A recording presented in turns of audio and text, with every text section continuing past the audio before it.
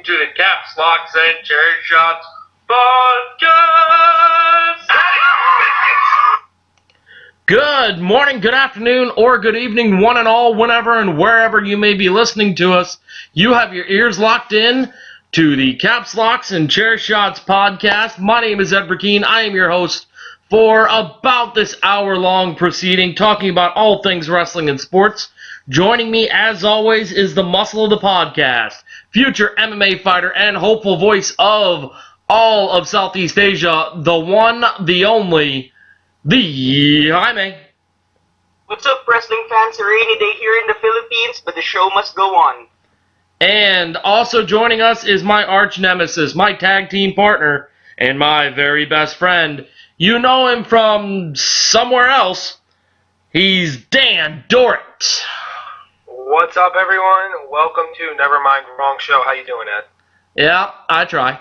All right, let's jump right along. We're going to preview Survivor Series here and talk a little bit about Impact going forward. But first, we're going to give you our one big takeaway from since the last time we talked.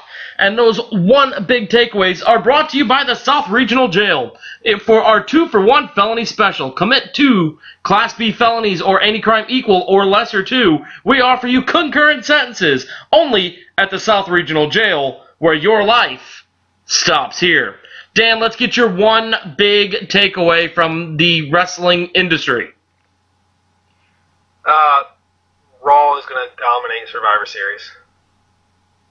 Fair enough. That's my big takeaway. It's time that Vince is just like, yeah, this is going to be the baby show, and that's how that's going to play out. And I think Shane's going to fade away really soon because that's not Shane McMahon's MO. Okay, Jaime, what's your takeaway? I don't care how it ended, but it's Eli Drake, still your Impact World Champ. Oh my God, right before we started recording, I had a mini breakdown. More on this later on. We're going to cover Impact pretty in-depth, especially all things that happened at Bound for Glory, which was only 10 days ago. Now, Dan, let's go back to yours first. You really think Raw's going to dominate, huh? No chance for SmackDown in any of the matches? Look, SmackDown's not winning that women's match. Asuka's not taking an L. She's not getting pinned. She's not going to submit. Maybe she gets counted out, but I highly doubt that. Maybe they save her the way they saved Braun last year. But who's not going to see that happen? If that's how it goes, then that's how it goes. But yeah, I think the men's side, you know what? Maybe SmackDown men do win that match. Maybe I'm wrong there. I think it's going to be Raw, but I feel like them bringing back Trips for this, and it's going to set up a Trips angle. That seems redundant. Maybe that's how it goes. The question is a Trips Kurt Angle thing, is it 90 degrees? Is it the right angle? Boom, math joke. I think it's more of a cute angle.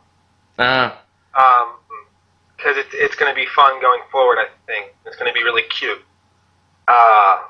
It's definitely not obtuse, because obviously it's either going to be right or cute. So now that we've covered the 3 major angles... contraire, Dan. What if it goes 180 degrees and spins us back around into a serious side? That's called a straight angle, and we see maybe Kurt Angle make out with Stephanie McMahon again. See, that's not going to happen. This is where like I said, we covered all the major angles, including Kurt Angle, and now you're just going into weird angles. Okay. Jaime, what do you think? SmackDown, who's going to win Survivor Series? I think SmackDown's just going to win here because Raw has a lot of implosive elements. You have Angle and Triple H. Joe and Balor are not on good terms, and it's going to be surprising that it would be Strowman who would try to hold them together. And I think Jason Jordan will be involved in this thing. I'm making a wild prediction here. Well, I'm inclined to believe Dan with Raw for the simple fact that we have Sami Zayn and Kevin Owens kind of hanging out there. What's going on there? Are they going to participate in the match? Are they not? Are they going to cause interference? Can a team be disqualified here? Have we gotten an answer to this? I mean, no one was disqualified last year when they put Styles to the table. I guess time will tell. I will say this. I am extremely excited for this pay-per-view. Okay. I'm not. But really? That's surprising considering you're the VFK guy. Well, VKM, whatever. Vince's guy. You're Vince's guy. I'll get to why I'm not excited for it here in a minute. Jaime, you brought it up. Let's talk about him. Eli Drake is still the Impact Global Champion. Go ahead and gloat. Go ahead. This is your time. Well, right now, there's nobody that would dethrone Eli Drake just yet because he's just like this veteran that getting put over fellow veterans. He went over Impact. I think he's going over P.T. Williams. They're scheduled to face each other. Maybe another veteran. It will take a tweener, as I said before. It would take a tweener to dethrone him. A John Cena to the JBL champion. Well, spoiler alert, Jaime.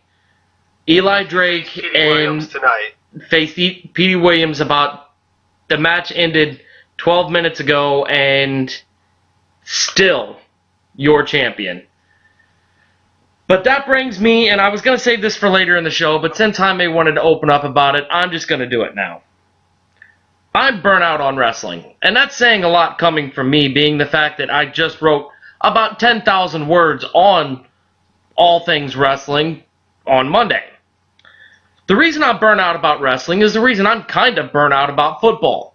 For those of you that don't know any of my personal background or history, I'm a Browns fan. That's the Cleveland Browns. It's because I refuse to root for the Steelers and I live in a close proximity to both Cleveland and Pittsburgh.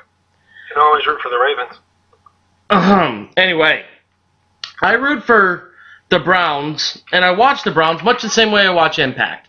And right around 7:35 every Thursday night, I get the same feeling I get at about 10:35 every Sunday afternoon. I get a little bit excited. But with that excitement, there's a little bit of dread because I know what I'm about to watch is not going to be the greatest thing I'm ever going to see. And then, right at kickoff, it's the same feeling I get when Impact starts their show by showing all the little networks around the world that air Impact, and I get pumped, and I'm thinking, all right, this may be the time. This may be the one chance. This may be the one day that they do something, that they win. This may be the Browns' shot. They can do this. Impact can do this. And they start off with the X Division, and it's beautiful, and the Browns get the football, and they cross the 50-yard line, and damn, do they got a shot, and they're looking good. They're running the football, and the Impact Division's flying around the ring. And then we get to the first commercial, and the X Division match is over. The Browns didn't score, but boy, did they look sharp. And then we go, and after the commercial, we get Abyss and Grado, or Joseph Park and Grado, or whatever the hell he wants to call himself. And we get all this, and I have to sit through another nonsensical promo dealing with two people I don't care about. And then we get a match. Match isn't bad. The Browns turn the football over, but hey, they still look sharp. And the game's still close. And the Browns still got a shot. Plenty of game, plenty of time left, and everything's going great. And then we get the knockouts talking. Which, not a bad thing. Gail Kim can cut a hell of a promo. But what sense does it make for her to win the Knockouts Championship at a pay-per-view, only 4 of them that Impact have, and not only not defend it, but just give it up because she proclaimed she was going to retire 6 freaking months ago? Why not put the title on her 6 months ago when she said she was going to retire? That way she could defend it and still go out on top. But no, this is Impact. This doesn't make any sense. This is running the football with 3 minutes left in the half, with no timeouts, and not being able to score from the 1-yard line as your quarterback is laying on the turf with the clock running on the 1-yard line, and you're up. And you're winning, and you don't score to put the game away. That's what that is. But we move on. Still the second half of football. We're going to the 9 o'clock hour. What do you think Impact's going to give us? It's going to be something good, right? Oh, but we've seen this before. It's going to be OVE and LAX fighting the same match. I swear I have seen 100 times. You know what else I've seen 100 times? Deshaun Kaiser turn a football over. Still plenty of match left. Still plenty of show left. I'm still excited. It's going away, but I still have hope. And you know what they give us?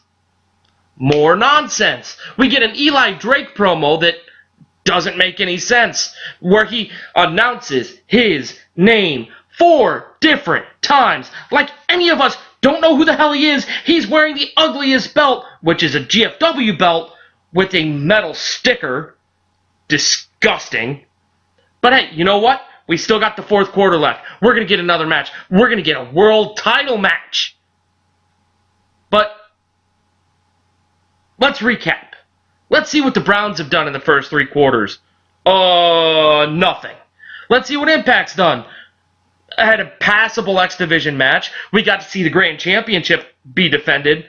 Falaba, one of the flabbiest people I have ever seen, fights in a match that not only he has no business fighting in, but over a title that has no business existing. But this happened. We got to see Ethan Carter III, one of the biggest stars Impact has, being made a fool out of defending a nonsensical belt. But they're still the main event. They're still the 4th quarter. The game is still close. The Browns have a shot. And then you look at the clock. There's 5 minutes left. The Browns are down by 10. So let's kick a field goal. That's fine. 9:45 rolls around. Eli Drake is just now making his way into the ring. So they're only going to give this match 10 to 15 minutes? A world title match? 15 minutes? These guys aren't prepared to tell a story in that short of time. The Browns aren't prepared to kick an onside kick and go the length of the field. This ain't going to work. Hugh Jackson, what are you thinking? But you know what? I still have hope. I still have hope beyond hope that maybe, just maybe, Deshaun Kaiser can throw a long pass and connect with Kenny Brett, who's been an abject failure in Cleveland. But I have hope. And you know what that hope gets me? Eli Drake. Eli Drake kicks out of a Canadian destroyer. Something nobody's done in the 15 years Petey Williams has been doing that move. They should have saved that moment for the next pay-per-view, but instead, we get it free on Pop TV. Deshaun Kaiser throws an interception, and the Browns lose. But you know what? I don't give up. I don't give up. Because every Wednesday, it's just like every Saturday. I get excited again. And I start building, and I get excited. Because, hey, maybe this week it'll be different. Maybe this week it'll be different. And then 18 losses in a row by Cleveland, and it's no different. 18 weeks of Impact being abject failures. It's no different. But you know what the difference is?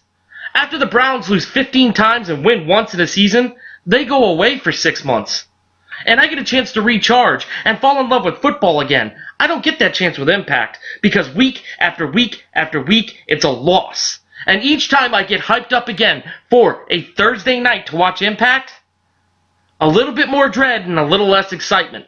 That's why I'm burned out on wrestling, because I'm getting fed crap from something I have steadily defended more than anybody else having to deal with anywhere. I've defended Impact, and I've been constantly disappointed. And that's why I'm burned out on wrestling. That was the buzzer. Thank you. Well, since that was the buzzer, and I don't really feel like hearing anybody pick apart what I said, let's move on to Dan's Daily Fantasy Pick of the show. Dan's Daily Fantasy Pick of the show is sponsored by The Hero Lost, available on the Kindle bookstore. It tells a gripping tale of a man lost and his fight to become human again. Only 99 cents on your Kindle bookstore. Dan, give us your fantasy pick of the show. Petey Whoop. Never mind, that didn't work out. Eli, that one's probably not going to work out either. Impact, I'll just go with the WWE. I'll go with what I know. Well, it's a fantasy pick to flex your daily fantasy muscles there, Daniel. So how about something from sports? Jamal Williams of the Green Bay Packers. Play him in DFS this week. Okay. And Ed, we're gonna go back to what you just said because now it's my time. I agree with everything you said, but and that doesn't happen too often. Just listen to our old episodes. You'll realize how less that happens. Continue. I think that you should look at the greatness. You know, you say you want to get the greatest show, but you used to have the greatest show on turf, but that's not around anymore. So I think you should maybe just kind of do like what you would do looking at the greatest show on turf. Go back and watch their old Super Bowl. Go back and watch the old Impacts. And just remember the glory days. Because eventually you'll be able to watch that on the WWE Network for $9.99 a month. Okay, I want you to answer me a question. When was a good Impact? Early Impact, early AJ, early Bobby Roode, early Samoa Joe. 3 of the biggest names that are on this Survivor Series card. A real wrestling pay-per-view. Because I don't know if we're going to get any more Impact after these TV tapings like you just said before the show. Yeah, so there's rumors out there that it could go away. Either we're going to enjoy this while we have it, or we're just going to go down with the ship, and instead of going underneath the water with the Titanic of Impact, let's just kind of jump off and try to find one of those boards that Rose laid on, and or you know what? No, stop. Stop. Because no. Jack. Don't get me started on the fact that selfish bitch laid on a door when there was plenty enough space for Leonardo DiCaprio to at least hold on to the side and float. James Cameron does not know buoyancy. Look, I'm with you on that, right? But here's the thing. I think he chose to go down. Kind of like how you're choosing to go down. Like me, like I'm on the door right now. No. Like if you want to get on, I'll make room for you. But if you're going down with the ship, just let me know, because I'll just sing My Heart Will Go On. Daniel, I'm going to be the band. Because I'm going to play that sweet Impact music, and I'm going to keep watching. And I'm going to keep rooting for Impact until the day it crumbles. Jaime, what are you going to do? Are you going to go on Dan's metaphorical door and sail away and disregard Impact? Or are you going to be with me and watch it until it dies? I've always been an AJ Styles fan since the early days, and I think Impact, TNA, whatever you want to call it, is the real house that AJ Styles built. It's the reason I'm still having hope right now, I'm still watching right now, is because of the foundation that AJ Styles laid for the rest of the company. Now, you say it was AJ Styles, and I completely agree with you on that, but there was so much more than AJ Styles. Samoa Joe was a big part of that. Give some love to Kurt Angle, give some love to Sting, Jeff Hardy, Austin Aries, Christopher Daniels, Kazarian, just James Storm, a bunch of people made Impact what it was. It wasn't just AJ Styles. AJ Styles had a big part, but there were a bunch of people that were there as well. Yeah, yes, I agree with you, but the thing is, I wouldn't be a fan of these other names you've mentioned if I didn't get glued to TNA watching AJ Styles. So, AJ Styles was the first before I became the fan of the rest of the names you mentioned, especially Austin Aries and Samoa Joe. Fair enough. Let's get off of Impact. I don't want to go to bed upset. So, Jaime, our next segment comes to you, and it is sponsored by Brutai's Barbershop. When your head hedges need cleared up, call the Beefcake at 1-555-HAIRCUT. That's 1-555-HAIRCUT for Brutai's Barbershop. Jaime is going to give you his fight, match, or confrontation of the show. Jaime, let's hear it. Wrestling, WWE did not provide a lot of matches. So I'm going with Natalya versus Charlotte. It was a decent match. There's a lot of chemistry there. The two have been going at it since Charlotte's in NXT and Natalya's part-timing there. So it's a good performance. And it's a surreal experience seeing Ric Flair in WWE TV again, alive and well, strong and kicking. Yeah, That's my fight of the week. It definitely brought a tear to my eye because I didn't know if it was just Charlotte's song replaying when she was up on the ramp, and I think it kind of caught her by surprise too. And to see him literally walk out, it was something pretty special. Dan, are we wrong here? Woo! That's all we need to hear.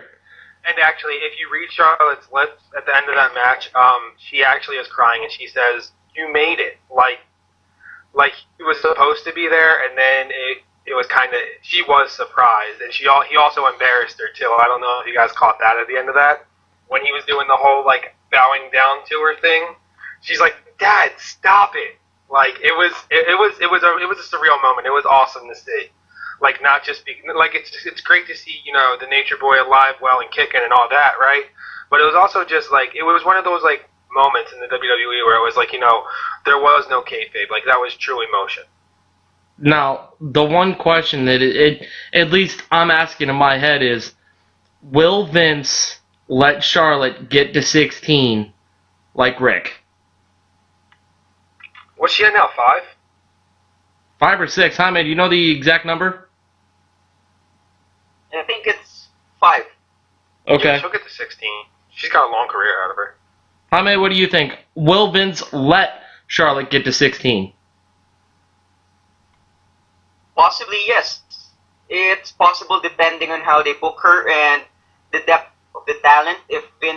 But I doubt Vince decides to go another direction, go more on sexy than wrestling again. So it's possible. I might set Ed off here, but I don't know how significant that number 16 is anymore, since Cena is at 16. It's kind of like it's so here's the thing, right? I think Cena deserves to break the record, but it's also like 16 was this pedestal, right? It's kind of like the 5-star thing, right? Like like Omega and Okada broke the 5-star, right? So now it's like, okay, so now 6 stars is the standard, right?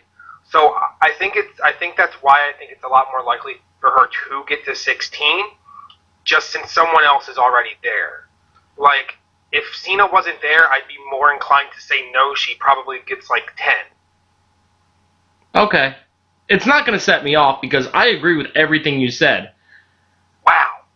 But, I don't know. 16's still a pedestal, whether we want to believe it or not, and it's still a huge number because you look at the guys that came before John Cena when he got to 16. You know, Triple H. What's he, 13, 14 right now? 13. The Rock, 4. Austin, 7, I think. Yeah. No, I see your point. But I just think, like I said, I just think it's because of the simple fact since someone else is at 16 now, like, it's like, yeah, we can let Charlotte match. Especially since the whole nude things behind her and everything like that, like, that's kind of in the past. Like, other people have leaked now, so I feel like that's why she didn't get the SmackDown title sooner. You're missing a great analogy here, Dan, and that's the home run record. For the longest time, 61 was the benchmark. And then Maguire hit over 60 2 years, like 3 out of 4 years. Sosa did it 3, I think either 3 years in a row or 4 years in a row. And Bonds did it a couple times. Now 61, even though it is still the pedestal for non-drug guys or performance-enhancing steroid users, 61 is still the benchmark. That's what Stanton was chasing. He wasn't chasing 73. He was chasing 61. Hey, you put Stanton in a more hitters-friendly park, and that dude's hitting 80. I'm calling that now. That dude's going to hit 80. I'm just saying, look for a trade, and it may come to my Cardinals. There's a lot of chatter. Yeah, there's a lot to talk about that. I don't know how much more of a hitter-friendly park that is, but let's get back to wrestling. It's really not. Well, this is a sports podcast as well, but that brings us to my next question. Is Survivor Series the end of the brand split? Absolutely not. They've already announced that LA is going to host Survivor Series, and it's already being booked as Raw vs. SmackDown for 2018. Fair enough. Survivor Series is in LA, and if you go on Twitter and look, it's Raw and SmackDown. It's the 2 separate brands. Okay. It's not the WWE logo, so no. Jaime, do you have anything to add to that? No, it's not going to break because it's not going to end the brand split because you have a lot of talent. You have a lot of talent being called up eventually. You have current talent improving, so you need two brands to split the talent up to avoid inflation. So no, it's not going to end. Is it possible? Title. Is it possible we see a third brand come out of this? I think NXT can become more relevant. I was going more for 205 Live. No, because they're keeping those guys separate. Like, you would have to do it as like an NXT thing. Maybe 205 Live invades NXT? That would be awesome. I actually would like that angle. That's definitely one for the fantasy booking matchup. Since we're talking about it, you said it's coming to Los Angeles in 2018, right, Dan? Yeah. Okay, Jaime, we're going to start with you first. Is it still one of the big four?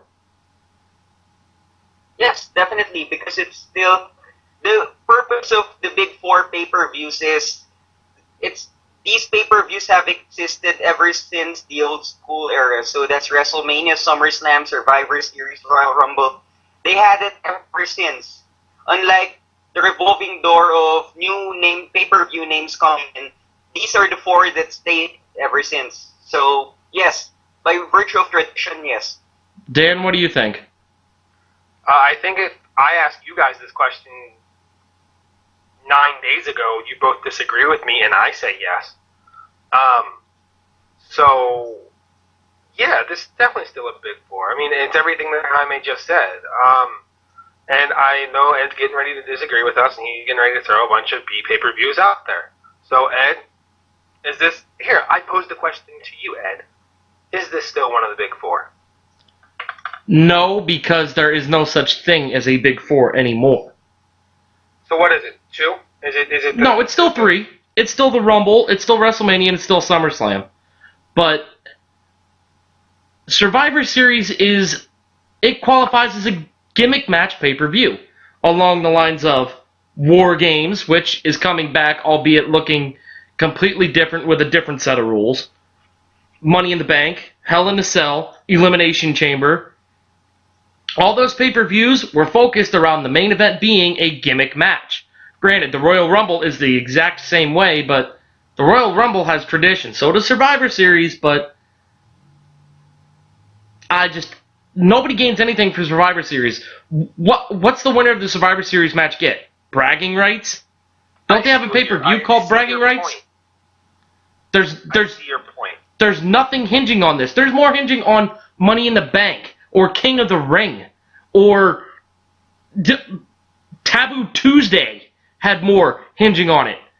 But isn't there actually something hinging on this match now? Kurt Angle's job? So it affects one show. Sure. What has SmackDown got to lose? Nothing.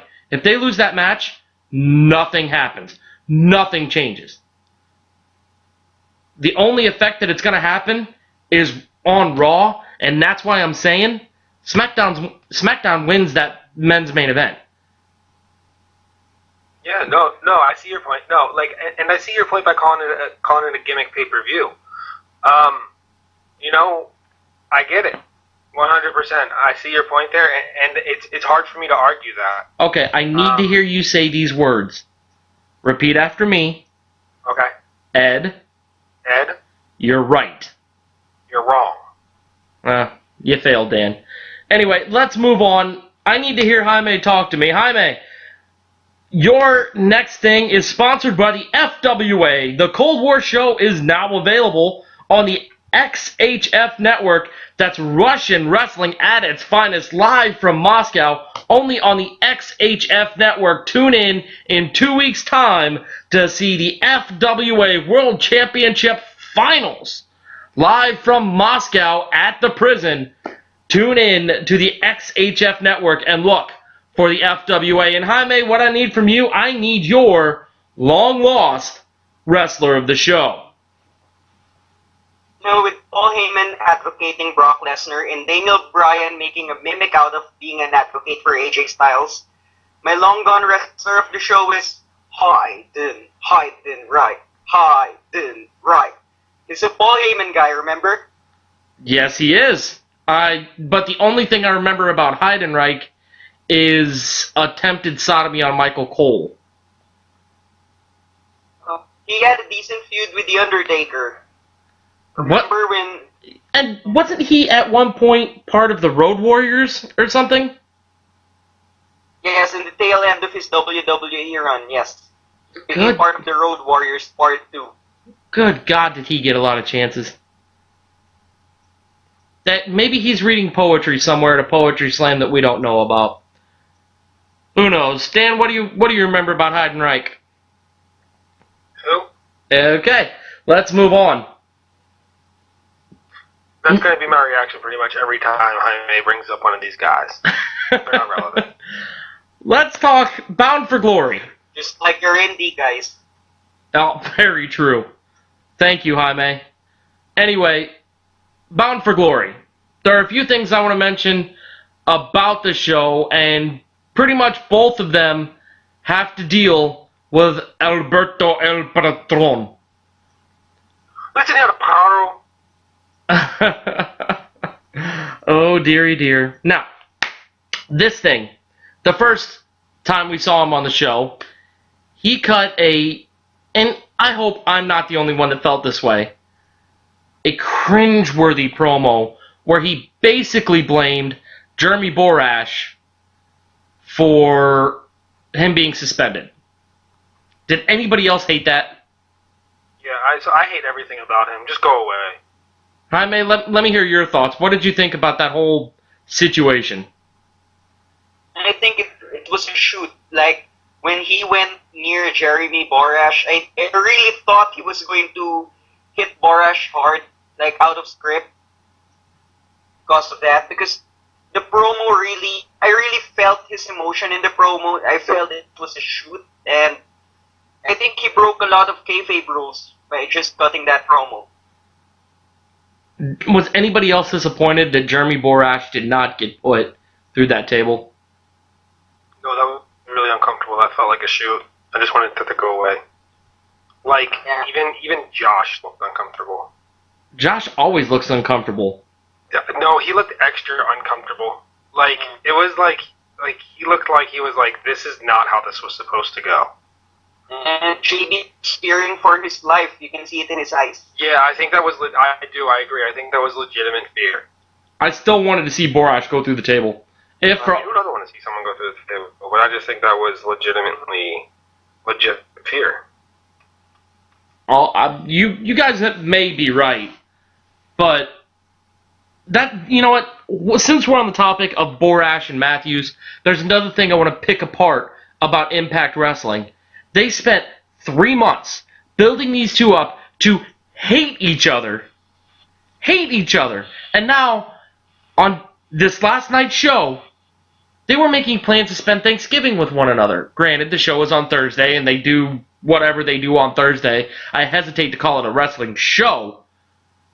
But it was almost a tongue-in-cheek kind of thing. There was no animosity there. You spent 3 months building up such vitriol between one another, and it's now nothing? It bothers me. I think they blew off some steam through that match. It's a stupid idea, but, well, storyline-wise, it's like your kindergarten enemy that you had a fight with and then eventually becomes your best friend. It's something like that. So I think they've blown off some steam. So let them do their thing. All I'm saying is Michael Cole and the King still took shots at each other. You know, as much as Gorilla Monsoon hated Bobby Heenan, they never agreed to spend a holiday together. There was constant animosity, and that's what made them great. This, yeah, you're kind of stupid, well, so are you, stuff is dumb. It's an insult to the intelligence of anybody that watches Impact with audio. Let's move on. Was anybody else bothered by Patron completely screwing up the ending to the whole pay-per-view? Was anybody bothered? Was anybody not expecting? I was bothered, but I expected. I knew that match was going to be terrible. It was a great match up until Patron came out. And let me tell you something. Speaking of Patron, I think that's a perfect name for a guy in Impact, because that's kind of how we're going to have to get through these shows eventually, just by drinking a ton of it. I mean, but to have such a good match end with such a dusty finish, God rest his soul, it bothered me. Jaime, you're an Eli Drake fan. Your guy came out on the winning edge. What do you think? I was fan of the finish just because Eli Drake is still the champ, but it doesn't mean I'm in favor of it. I'd rather have Eli Drake use his heel tactics to win rather than having someone else involved. It could have happened right after Eli Drake won, but they had to do it in between the match, which I didn't want. Absolutely. I completely agree with you there. That match deserved an ending. The ending of that match was kind of like this touchdown pass that Delaney Walker just dropped. It shouldn't have happened. Oh, man, that was beautiful. Anyway, very, very nicely done, Dan. Very nicely done. Let's move on. And Dan, let's hear it. This following segment is sponsored by Big Bertha's Thong and G-String Warehouse. If you need some butt floss, banana hammocks, or just want to show off your ass dimples, come to Big Bertha's, located in the butthole of Alabama, off exit 69 on the frontage road. Dan. Oh, here's to the greatest summer. I beat you to it, Dan. Your obsession with porn with... I know what you're going to say, so your obsession with nudes and porn, because that's all you've got. Oh, we've officially entered the uncensored. We've gone a good... Hi man, we've gone a good 50 minutes, dude, and you just put us in the flag category. Well, you shouldn't worry about that so much, Dan, as the fact that Jaime just basically said all you have in your life is pornography. You don't have a girlfriend to share your life with. Okay, so can I just make the one thing clear? I didn't know these pictures existed until Ed told me. I didn't know where to look until you told me, so... Touche. Anyway, so we're all in agreement that the hot girl of the show is Maria Kanellis. Yeah, I'm cool with that, because I talked about someone the first time that I got to do this segment, and I have yet to actually use her. So the build-up is just keeps building up for this person. So if you want to know who that is, go back and listen to the very first show. Ah, I think I remember who it is. Anyway, Jaime, would you like to comment on the red-haired goddess that is Maria? I've always had the hots for Maria because, being a Cena fan, I really liked the tease whenever Cena would talk to Maria in backstage segments. I hated it when she got married to Mike. What's his name again? Yeah. Manager. It doesn't matter. He'll be your long-lost wrestler of the week next week because we haven't seen him in months. Yes, and yeah, I always wanted Maria. I have other types, but for Maria, yeah. Yeah. Pulling my pants down for it. So if she were a constellation, definitely in that section now. Yeah, Jaime, I have a question for you. If Maria was a constellation, would it be fair to call her Babia Majora? I thought of that before. Yeah, I'm going to say we're there. We are so there. Whoever adjusted the lighting on that picture, thank you. Yes, absolutely yes. Because that picture has clearly been messed with. In the greatest way. You did us all a great favor. Anyway, showing the light. I want to say my favorite bird of the week, since I didn't get to do the hot chick of the week. I want to say my favorite bird of the week is probably an eagle, especially when they spread their wings. So a spread eagle. I thought you were going to go with the Philadelphia Eagles being the best team in the NFL, but that's good too. So that's good. Since we've gone there, I'm just going to go there. The spread eagle is my bird of the week since I didn't get to do the hot chick of the week. That's very good. And that's coming from a man that roots for both the Orioles and the Ravens.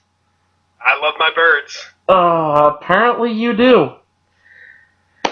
Whew. Anyway, we got to break down the matches at Survivor Series. Let's give our picks for each one. Let's start from the top and work our way down. The main event, the 5-on-5 dudes. Who wins? Jaime, let's go to you first. I already mentioned SmackDown. Raw has a lot of implosive elements like Trips and Angle, and Joe and Balor are not on good terms, so there's also the possibility of Jason Jordan being involved. Okay. So, Dan, you gonna stick with Raw? I'm going with SmackDown. No, I think as the show progressed and listening to Jaime's sound logic, I think I'm actually going to move to the SmackDown side of this. I think Raw loses.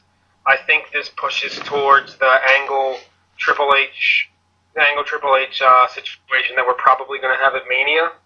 And I think that's Angle's swan song. And I think that's it. I think Tripp wins that match at Mania, by the way. I don't think he's taking 2 L's back to back. Okay. All right, let's go with the chicks. Oh, by the way, we're all in agreement. I'm going SmackDown too. Dan, who wins the chick? Raw. I don't see Asuka taking that loss. I don't see Asuka being on the losing team. I see her absolutely dominating this and claiming herself as a build-up for the Raw Women's Championship at WrestleMania, and that's how long I think that feud lasts between her and Alexa Bliss. So you're officially going with? Raw. Jaime? I'm definitely going with Raw, because Raw's the powerhouse team lineup-wise, and we still don't know who the 5th member of Team SmackDown is. I'm looking at the lineup right now. Really? They didn't announce it as Natty? It's not going to be Natty. It's not going to be Natty. Dude, hold on. Do you have an idea, Ed? All I'm going to say is... No, I got to know this. No, you just got to...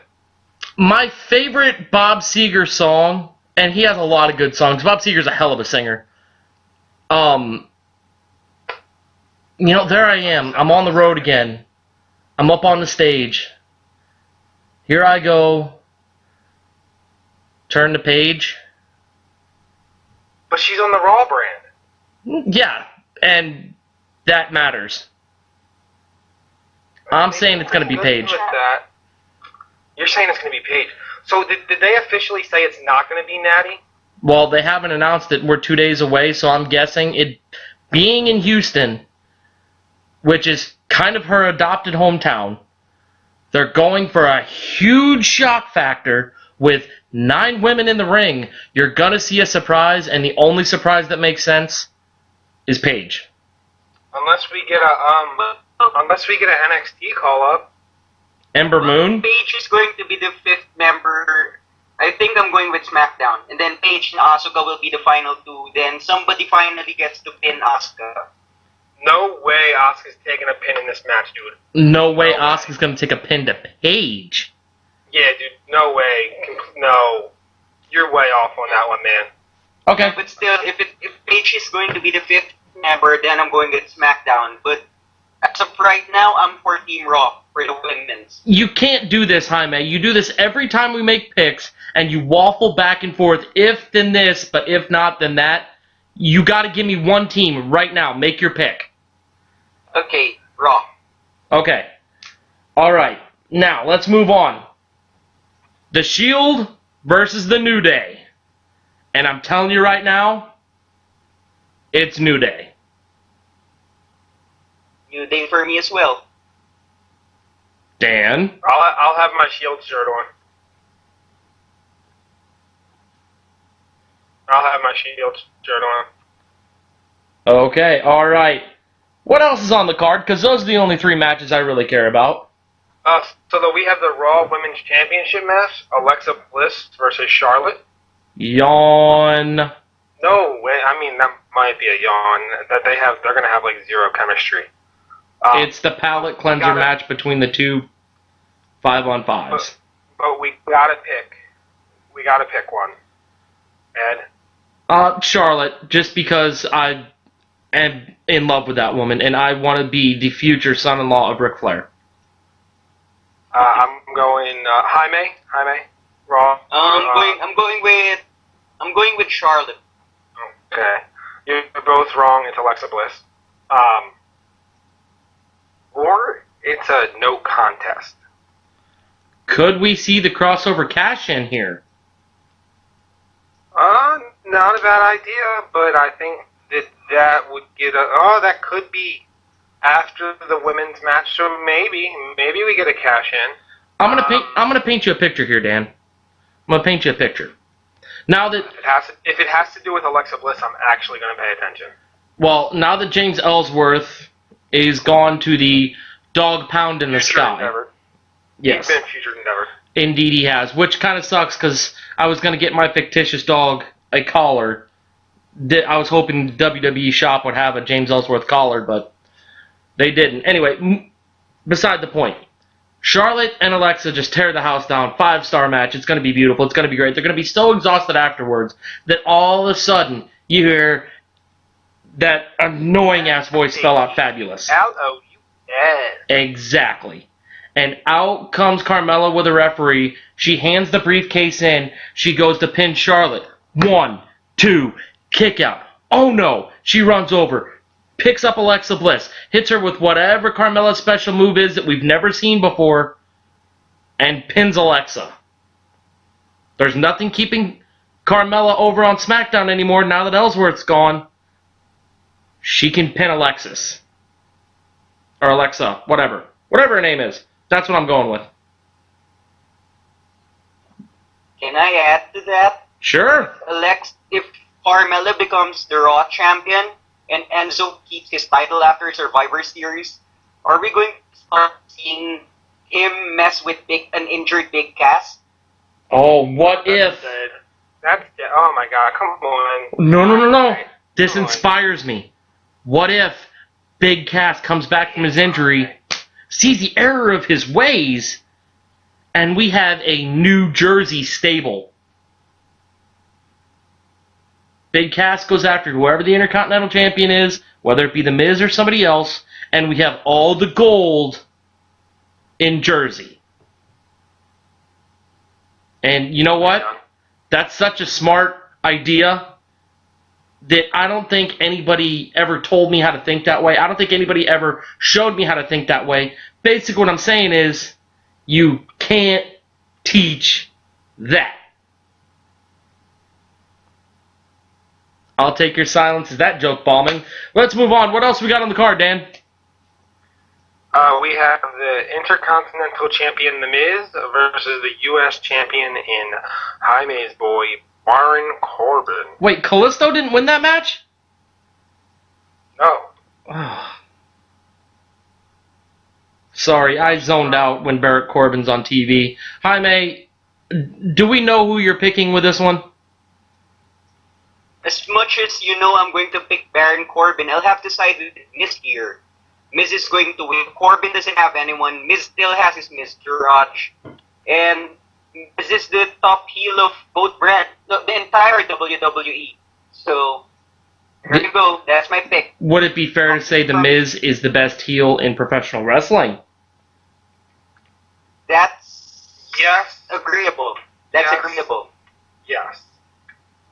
Okay, Dan, who you picking, Miz or Corbin? Miz. Well, you both are wrong, and let me tell you why. You're not going to tell us why. Oh, yes, I am. The Miz can absorb another loss, because The Miz can talk his way into winning even if he loses. Corbin can't. And if Corbin does lose this match, it is going to make the United States Championship look less than the bastardized stepbrother of the Intercontinental Championship. And it's going to put a huge black mark on SmackDown, which, contrary to what you think, Dan, Vince does not want. All I'm saying, I'm going with Corbin. So, really quickly, I'm looking at this lineup, right? and I don't think we get the cash in. I thought it was possible, but I don't think we get it. Okay. And, the reason why is I think the Shield New Day is going to be that in-between match. That's kind of... Just looking at placement, I mean, two of the most over factions in the company right now, like... I would have that lead off the show. No, I think Sheamus and Cesaro, which we haven't talked about, versus the Usos lead off the show. Wasn't that supposed to be, like, the champion versus championship match, like, 3 weeks ago? Didn't both those factions lose the titles within the last month? Well, yeah, New Day lost at the last pay-per-view, right? Wow, that's... Wow, Le'Veon Bell is fantastic. Anyway... Was that a pass or was that a run? That was a run. Like, that was beautiful. And now they're playing keep away. That's... Okay, back to wrestling, sorry. Dude, I love the new touchdown celebration rule. Like, I love it. Oh, yeah, Goodell finally did something right by lifting that rule. Now, so, that's gonna happen then? New Day, the Usos versus the Bar? Like, that's legit happening? Yeah. That's a match. Yes. Yeah. And it's not on the pre-show. No, I'm pretty sure the only pre-show match we're getting is, Don't say something. Enzo and Kalisto. Again? Yeah. You know, that brings up a good point. If they want 205 Live to be taken seriously, they gotta let it be on the pay-per-view and not on the damn pre-show. I think that's coming back, by the way, Ed. No, he was in. He was in. Anyway. I hope it comes back, and I hope Ben throws one. Yeah, see, knees down, balls across the line. It's a touchdown. Anyway. Oh, yeah, it's a touchdown. I don't want it to be. Okay, let's make our pick. Bar or Usos? I'm taking the Usos. Jaime?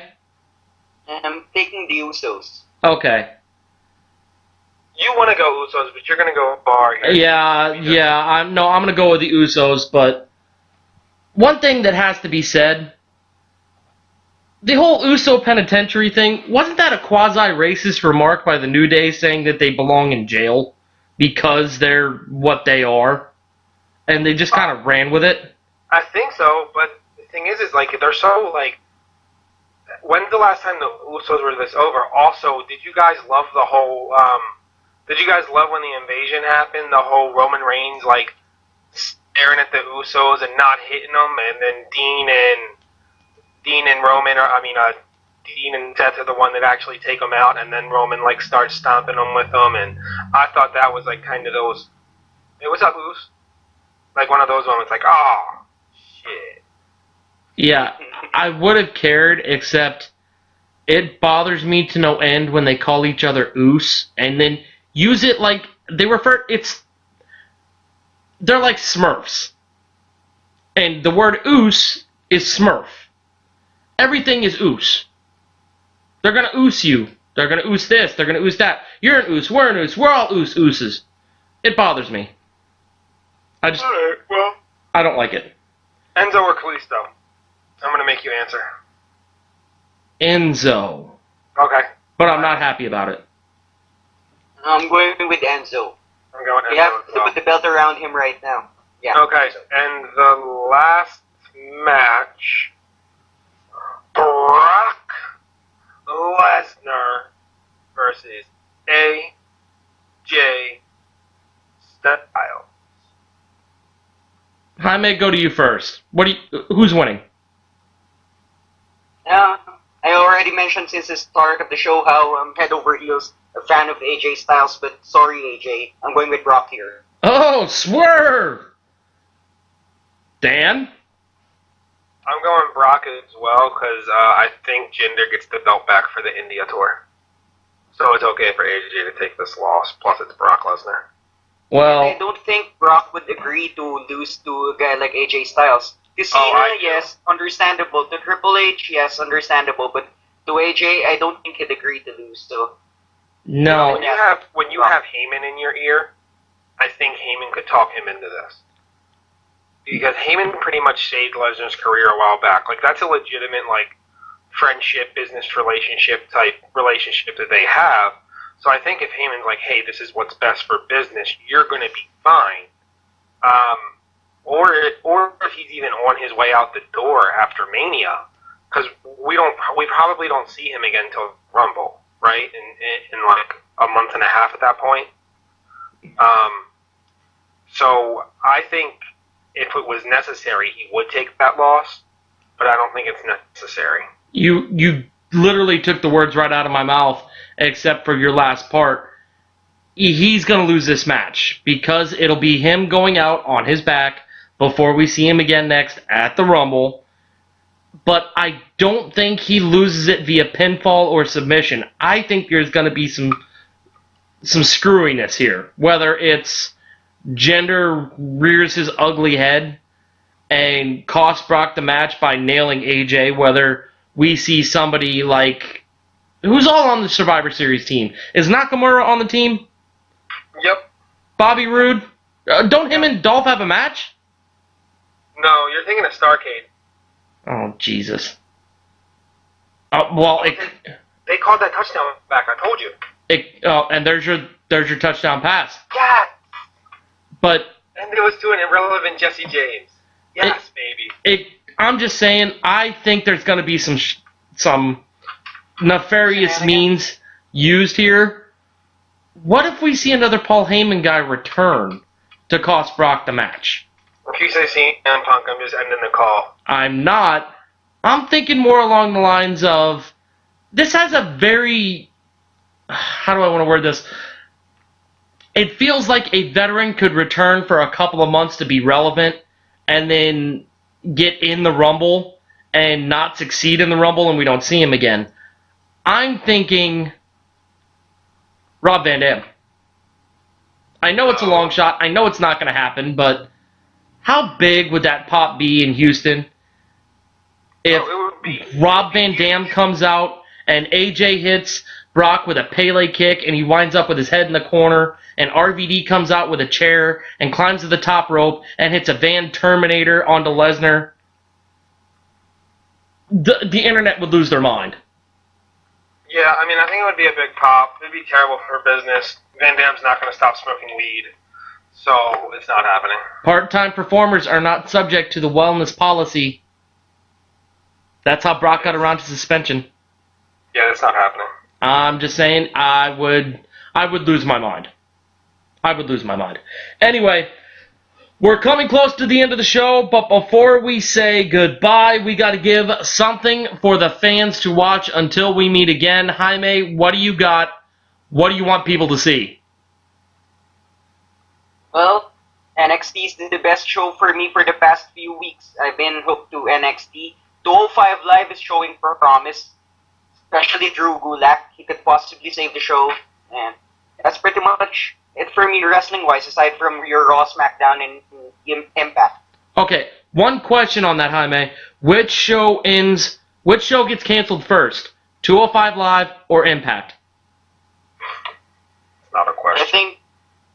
I think as much as I find hope for it, I think it's Impact. 205 Live is bigger funding.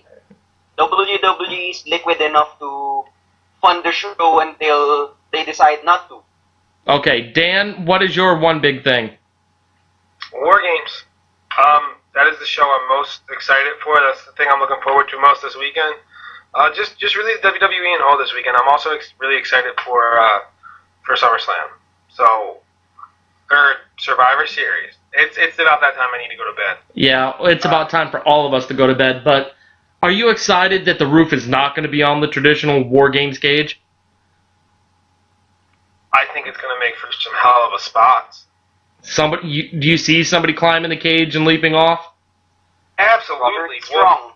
Wolfie, Strong, possibly, you might see Cole go up there. You got one guy on each team that might go up there, so yeah, I'm really excited. All right. Speaking of Roderick Strong, he's starting to become one of my favorite wrestlers. The whole He's already been one of your favorite wrestlers. No. You know what? You can tell it's getting to be that time because I'm getting ready to start messing with Jaime. So why don't we just wrap this thing up, Ed? All right. Well, my one big what to watch for, whatever. I'm going to take the easy way out here and go with nothing because I'm burnt out on wrestling. But hey, Survivor Series is Sunday. I'm excited. Okay, Ed, I'm not... Anyway, all right. Ed, I'm not letting you end the show like that. Give me one match from this weekend that you're looking forward to the most. Just one match. Doesn't Almost have a NXT title match this weekend? Yeah. Yes. He does. Let's go for that. Okay. It should be a really good match. Yeah, I've always been a fan of that guy. Maybe it's just the way Mauro Ranallo says his name, but the guy can go, and I think that's going to be one fantastic match. So. Okay, well, I'm glad we can do that. Go ahead and wrap us up, dude. All right, well, the What to Watch For was brought to you by Wedgies. Try the new San Franciscan with so much gooey cheese, it slides down your throat even if you don't want to swallow. Wedgies, coming soon. For all of us here at the Caps Locks and Chair Shots podcast, we'd like to thank you for listening. And tune in next week, or in approximately 4 to 7 days whenever Dan's available, for us to do our Survivor Series recap show, where I guarantee you we'll make fun of all the picks Dan got wrong and me and Jaime triumphantly got right. So, for everybody here at the Caps Locks and Chair Shots podcast, if you're not down with us, we got 2 words for you. Keep listening.